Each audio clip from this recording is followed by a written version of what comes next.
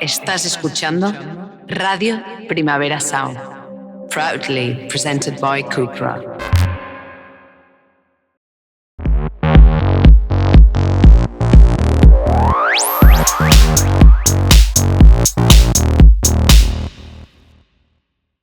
And welcome back to Radio Primavera Sound. A few years ago, I knew absolutely nothing about byproducts of lead zinc mining, commonly found throughout northeastern Oklahoma. And now I know a hell of a lot, or some, and that is thanks to Chat Pile. Mission accomplished. Yeah, Yes. rock on. Welcome, guys. How are you? This is, if I'm not mistaken, your first ever Spanish gig. Yes. Yeah. Yes. Yeah. Never been to Spain in general, even Love it. for any So reason. far. So yeah, first time here. So. How is it treating you? Because I think it's you came great. like 2 days ago or so. Yeah, we've been here for a couple days. It's been great. The weather's Yeah. been great, and we're just staying right over here. So it's just we're just walking around and Spending a lot of time at the pool. yeah. For sure, yeah. Because I was reading earlier, you're sort of, well, you're younger than me, but you're sort of slightly older. You know, you have lives, you have families, you have these kind of things. Like, is it very weird in a way, like kind of going away on tour for a bit and kind of leaving that all behind? Yeah, it's the first time for us to really. We went on our first European tour like 6 weeks ago, and we were gone for 4 weeks. It's like the longest any of us have ever been away from home, ever. And yeah, I mean, I'm 42 years old. I've never had the opportunity to sleep in a hotel room for that many days in a row. Did you like it? It felt like kind of a vacation for the first 2.5 weeks, and then the last part of it felt very exhausting. But it was still fun. It's still the best job I've ever had in my life by an extremely large margin. Oh, so agreed, I'll take for the sure. weird Talking hotel stuff. but- talking about jobs, it was like April 2024 when you quit your day jobs, to become full musicians. Yeah, it was actually 23 because it was for we played yeah. Roadburn in 2023, and yeah, I had wanted to wait a little longer for at least quit my job, but I ran out of vacation at my work, and they were like, you can't go, and I was like, well, I am going, so yeah, so I had to quit, and it was kind of crazy, but it's doing well right now. So I mean, it's kind of cool that a band on your late 30s, 40s begins to being a full-time band now. it's kind of crazy. Yeah. Could Yeah, you ever we- imagine that? We never saw it coming. I mean, we're from Oklahoma City, which for people that don't know, it's a relatively small city in like dead center in the middle of America. And there's not really a whole lot going on there culturally, so to speak. So the idea of starting a little punk rock band, that you just kind of do in your spare time for fun, and then the next thing you know, you're in Spain. It definitely. I don't think any of us ever saw anything like that coming. The day that we decided to do that, I cried. Yeah. Honestly, because I was just like, I can't believe this is happening. Just working in horrible jobs my whole life, and then we get to do something we actually love to do. It's pretty awesome. How has that changed what you've been doing? Obviously, in terms of your music, has it been like a lot easier to write music, or has it been a bit like weird? It's like, I should be doing something else, a bit of guilt even? How has it felt? I don't know. It hasn't really changed anything as far as our workflow, as far as making music. No. We have a little more free time now. I to would say that's like the work on main it. Yeah. thing is hard for most people to work on art, is that, since at least in our country, art isn't very valued. So there's no government grants or anything that you can get. It's like you have to do it in between your work. And so, having free time just to actually work on the stuff and not just have to fit it in. Like when we did God's Country, we're having to fit it in after work, and it took months and months because we self-record and stuff, and we still self-record. And so yeah, I mean, it's a really big benefit to be able to just have the time to spend on doing it now, rather than just having to fit it in when you can. So As far as there being eyes on us, though, because that's something that people asked a lot with the last record, is sort of like, oh, God's Country, was a big deal. Did it make writing the follow-up hard, or was it like in your mind? And it was sort of like, nah, we did it exactly the same way we did the last album, and didn't really think too much about what people were going to say or think about it. I think the good rule of thumb is like, if you write a piece of music and it makes you feel a certain way, or like you feel proud of it, or like it kicks ass in your heart and mind and all that, then that's the only measure you have to go by, you know? So talking about the two records, God's Country, I think you've said, is a depression record, and Cool World an angry one.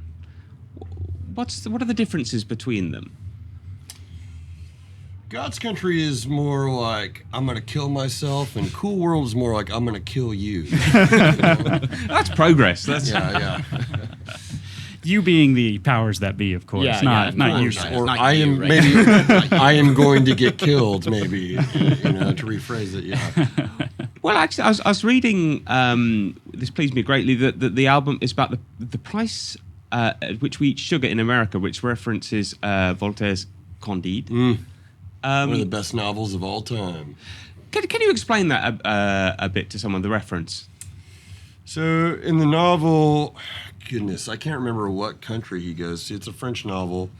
But, you know, Candide is a very naive man that's lived a life of great privilege. And he ends up in a different country, and he wanders upon this very mutilated man who is a slave. And that's what he tells him. He's like, what's wrong with you? And he's like, this is the price at which you eat sugar. And, you know, so that's kind of what that was about, you know, just like, because Candide is all about a guy living in extreme privilege, leaving his home and having his mind exploded, you know, basically. And then, you know, I mean, I don't know. Have you read the book before? A long time ago. Yeah. It's good. It's great. Yeah. Yeah. Way ahead of its time. Yeah. I think. Oh, I should have written this down. But I think there was also a reference to Rousseau in a song title. Was there, or a song? I really should have written that down. I Am Dog Now, right? Oh, I Am Dog Now. Yeah, the social contract. Yeah. Man is born free, and yet everywhere he's in chains. Right. See, I love bands that get into this kind of thing. Recommend us something to read. How about Beloved by Toni Morrison is a great book, one of my favorite books. I just read Boy's Life by Robert McCammon. That's like from 91 or something. It's kind of a Stephen King-esque novel about growing up in Mississippi in the 60s. I loved it, honestly. It kind of rocked my world.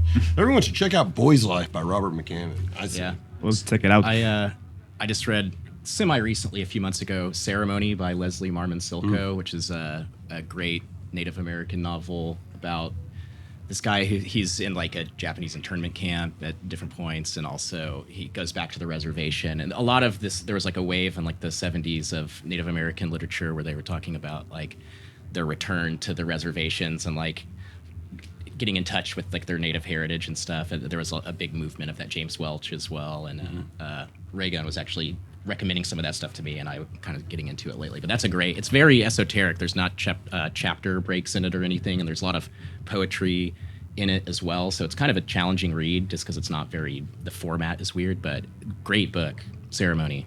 Yeah. We have a question on our chat for Reagan especially. You were seen at Sabrina Carpenter gig yesterday.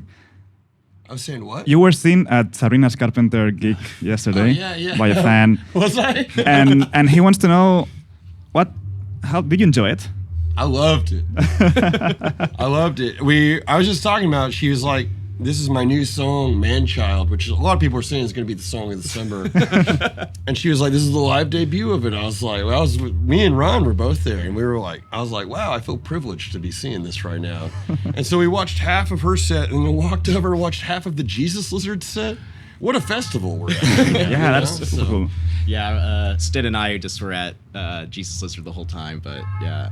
I was up on the barricade. I got there early and was in the front row, right in front of DW Sims. It was amazing. We'll probably try and catch Chapel tonight, though, I imagine. Yeah. That's tonight, right? She's playing Chapel Row. Yeah. But yes, I do love Sabrina Carpenter. She's great. We were at Jesus Lizard too. Ah. Yeah, it was amazing. It was so gig. good. Yeah, and we had them here to 2 hours before the gig. That's awesome. I have a question about Jesus Lizard, just because we were at the gig yesterday. It was absolutely amazing. When you see a band that good, that intense, do you think to yourself, good God, we're going to have to do something pretty good Yes. next night. Oh, that was 100%. that through my mind. Well, it was kind of like a sort of a duality of thoughts for me, because I was sat and watched them and I was like, we really are in a way carrying on the spirit of this. I'm not saying that we're doing it as well, but just sort of I called it like the math of what's happening on stage. Like we're very much trying to carry that on. But then the other part of me was like, but we're never ever going to come close to how good this is. Yeah. At least for me. I mean, that like other people may have their own opinions about us versus them or whatever, but for me, it's like they're just the kings forever. They're incredible. I asked a friend of mine who is a big fan of yours for a question for you, and he said something that it was not even so much a question. Ask them about cars crashing into buildings where they live. What's that about? That used to be a Twitter thing. We're not on Twitter anymore, but when we were, I would always retweet anytime a car crashed into a building in Oklahoma City, and it happens multiple times a week. In fact, it's happened so frequently that I've been able to actually, someone will give me a tip, and I can drive a block down from where I live, and I've been able to take personally multiple pictures of cars that has crashed into a building. So it happens all the time. I think it's just like car culture plus Yeah. alcohol. So Literally that. There's no public the thing to know about transportation, Oklahoma so. City is that it was completely built. It's one of the youngest cities in America, so it was built after the car had been invented. So the entire culture of the city, like you don't walk anywhere. There's no sidewalks. There's no way to be a pedestrian. You have to own a car. So it's kind of a numbers game. The sheer amount of people driving cars mixed with, the amount of people who are drunk off their ass driving. Because they hate their lives. Because they live in Oklahoma. They are just driving into a 7-Eleven or whatever. And Yesterday, Hayden Pedigo released his last album, and it's still not your collaboration. When is it going to be released? I can't tell you the exact date yet, but if in the fall time, one might expect Time of the jack-o'-lantern. possibly on an eve that is all hollows. It's quite a really unexpected collaboration. Where does it come from? So Hayden moved to Oklahoma City like last ago, year, yeah. and I ran into him at a show actually, and he introduced himself, and me and him hit it off like immediately, like just thick as thieves. He's like the coolest guy, and after hanging out with him for a little bit, we like met with him actually at a tiki bar. We sat down and we were like, hey, should we just like work on an album together? We've got like 4 weeks before both of us have to go on tour, and we're like, let's just give it a shot and see what happens. I think originally we were just going to write a song or two. yeah. And then it turned into basically a 30-minute record. Yeah, it turned into a 40-minute record, and in physical space too. It's not like an email project. Like he was coming over to our studio and we were writing this thing every single day. So we still like recorded it like we normally do, like all, there's overdubs and stuff, but it is like a lot of stuff being played at the same time. There's a couple tracks on there where there's like literally 4 guitars being played simultaneously and stuff, like all in the room with, mic bleed and all that. But it was really fun to do. We just knocked it all out in December. It was weirdly the easiest writing experience of my entire life. Easiest probably. record we've ever made. The people who've heard it, some of them claim it's our best record, which maybe it's a Hayden's big what we- departure, yeah. but it's a good mix, I think, of the styles. Because if anyone has heard him and us, we're not very similar musically at all. But I don't know. We all like music and have good instincts, I feel, and. I think ultimately that's sort of what caused us all to hit it off so well, is that Hayden's an encyclopedia of music knowledge, and we're all big music nerds too. And so even though our styles are very different, the fact that we had this kind of common knowledge or common language of fandom, it just kind of hit things off for us. Well, appreciation is a wonderful thing. It makes what is excellent in others belong to us as well. Sort of the Voltaire quote. Okay. I thought that was your quote. I love it. I like it. I was trying to look one to sort of a crowbar in, but I try. I've got to say, so, I mean, from reading quite a lot about you, you do make Oklahoma City sound not great. I mean, is it all right? Yeah, living in 2025 on Earth is not great. Yeah, that's true. Yeah. There's a silver lining everywhere to everything. There's there's stuff to love. There's a lot of stuff to hate, but there's definitely stuff to love. I mean, just kind of taking this back to what we first started talking about, I don't think that we'd be able to quit our jobs and do this band full time if we lived anywhere else, because living in Oklahoma is incredibly cheap. And there's also a lot of space, which is why I have a basically a recording studio in my backyard. And there's stuff like that you would not be able to do in any other major city in America.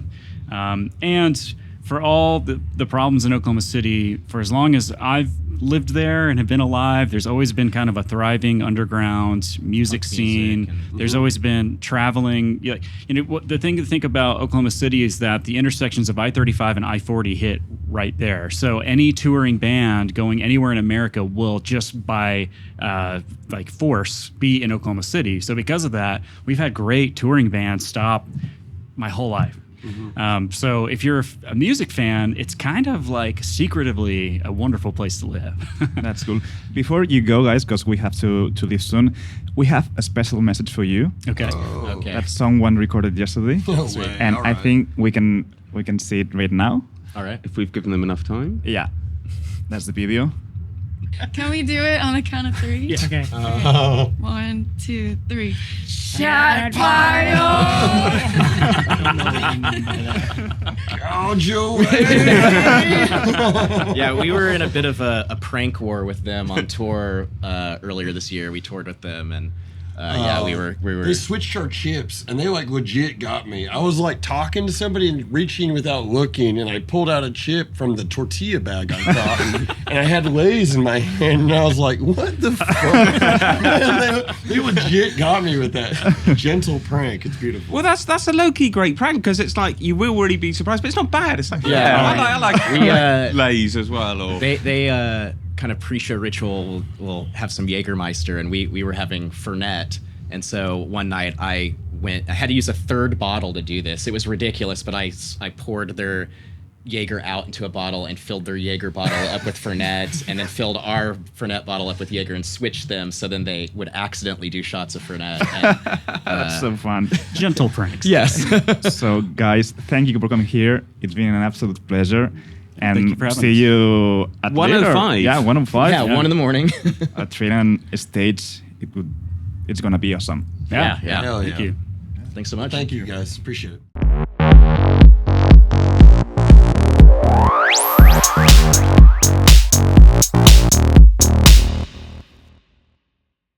Estás escuchando Radio Primavera Sound, proudly presented by Cuxart.